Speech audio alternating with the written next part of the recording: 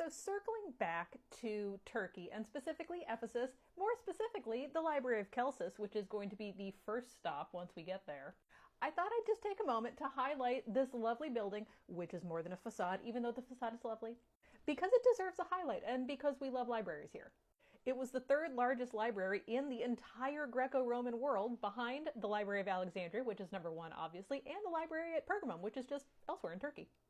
And it was believed to hold something like 12,000 scrolls, which is pretty sizable.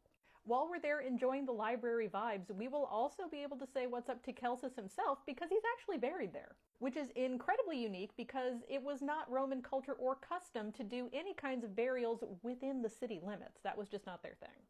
Unfortunately, the library and its contents were quite flammable, and the whole thing was destroyed in a fire in 262 AD. And then an earthquake in the 10th or 11th century AD is what actually took out the facade. We have archaeologists in the 70s to thank for putting it all back together again so we can enjoy it now. And these days, in addition to being a lovely tourist site, if you have the right connections, permissions, and budget, you can have an event there, which I think is awesome.